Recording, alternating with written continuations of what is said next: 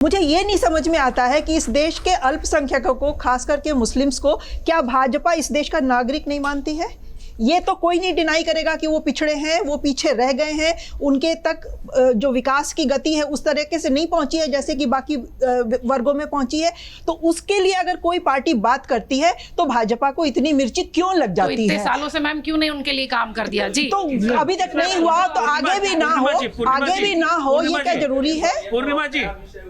पूर्णिमा जी, आप जो मुसलमानों की बराबरी की बात कर रहे हैं या नागरिक मानने या ना मानने की बात कर रहे हैं, ये इस समय की जो लड़ाई है 2014 के बाद की लड़ाई है कि हम उनको भारत का नागरिक मानने को तैयार हैं, लेकिन स्पेशल नागरिक, प्रिविलेज्ड नागरिक किसने बोला? किसने बोला? उनकी आर्थिक, उनकी जो सामाजिक स्थिति है वो दलितों से भी गई बीती है आज की डेट में। कमेटी की रिपोर्ट बता चुकी है। वो सचर कमेटी की रिपोर्ट पे आ चुका है। तो उनके लिए कुछ क्यों नहीं करना चाहिए, मुझे ये बताइए। पॉलिटिकल क्लाउड है उनका, वो प्रिविलेज्ड मेंबर का हो गया, प्रिविलेज्ड सिटीजन का हो गया, वो बराबर का अधिकार देने की लड़ाई है। वो प्रिविलेज्ड नागरिक के स्टेटस से उनको क्या प्रिविलेज मिला है उन्हें? आप एक बता दीजिए। अरे चलिए इस पर एक दिन बात कर लेंगे। विनोद सर बोल दीजिए। अगर तो 4 लाइन मैं नहीं बोलूंगा तो आपका ये डिबेट पूरा होगा, ये जो चल गया है। और विनोद जी तैयार है। देखिए ऐसा है कि देश में 20-21 करोड़ आबादी अगर मुख्य धारा में नहीं रहेगी, उसकी वो आर्थिक रूप से, शैक्षणिक रूप से संपन्न नहीं होगी, तो वो देश विकास नहीं कर सकता है उस रूप में।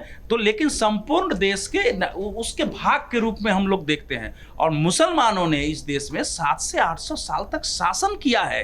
ये जो बता रही हैं कि वो दलितों और आदिवासियों को दूसरे कारण से है और पिछड़ों को, वो उनकी श्रेणी में वो नहीं आ सकते। वो उन्होंने शासन किया है। वो अलग अलग देखेंगे, बड़े बड़े नवाब रहे हैं। देश की एकता के लिए 47 के बाद उनके राज्य को लेने के लिए युद्ध करने पड़े हैं। देश का विभाजन कराया है, उनके पास इतनी ताकत रही है। तो वो आप शेड्यूल कास्ट और शेड्यूल ट्राइब्स और पिछड़ों के साथ क्लब करते हैं। यही तो समस्या आ रही है कि उनके हक में आप इनको घुसाना चाह रहे हैं। उसके लिए जितने कार्यक्रम होने चाहिए होने ही चाहिए। जैसे इस देश में बाकी कोई गरीब है, बाकी आर्थिक रूप से पिछड़ा है, उसके अनुसार होना ही चाहिए। यहां अंतर यह आता है कि आप स्पेशल, जिसको तुष्टीकरण कहते हैं, जो मुस्लिम परस्त नीति जो है, जो भयावह है, वो देश में विभाजन का भाव पैदा करता है कि वो कुछ अलग हैं। इसका विरोध है। संपूर्ण देश के एक एक नागरिक को अवसर की समानता मिलनी चाहिए इसमें। और मुसलमानों के लिए अलग से सोचना और उनको शेड्यूल कास्ट, शेड्यूल ट्राइब्स और पिछड़े के साथ क्लब करना, ये बिल्कुल गलत है। ये है ही नहीं दोनों।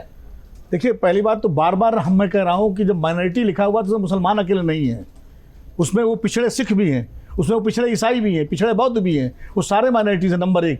लेकिन जब हम बार बार उसको मुसलमानों तो केंद्रित कर देते हैं तो उसका राजनीतिक उद्देश्य आ जाता है, क्योंकि वो पोलराइजेशन में सूट करता है।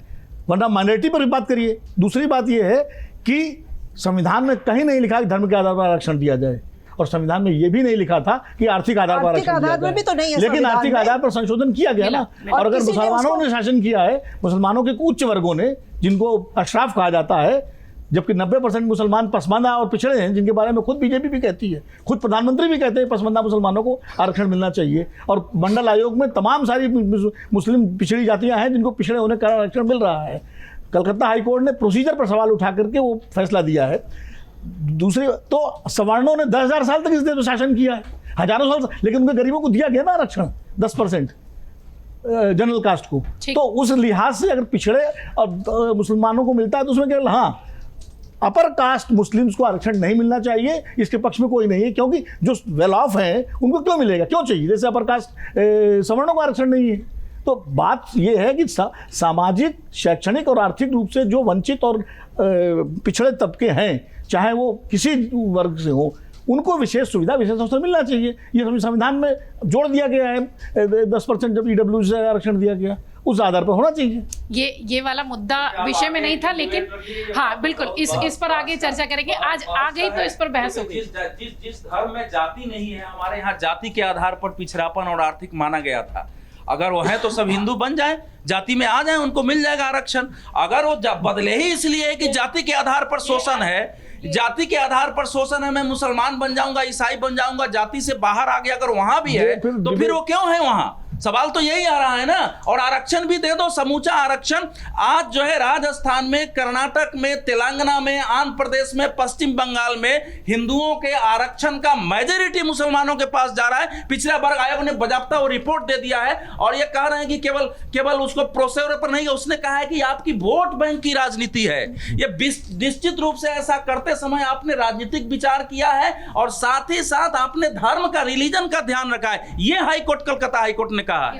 इसमें विस्तार से पिछड़ा वर्ग की रिपोर्ट जो है सरकारों के हिसाब से बदलती रहती है, क्योंकि पिछड़े वर्ग के जो अध्यक्ष होते हैं, जिसकी सरकार होती है, उसके नुमाइंदे होते हैं। बिल्कुल ठीक है, बिल्कुल ठीक है। कैसे बदल जाएंगे? आंकड़े भी उसी हिसाब से बदले जाते हैं।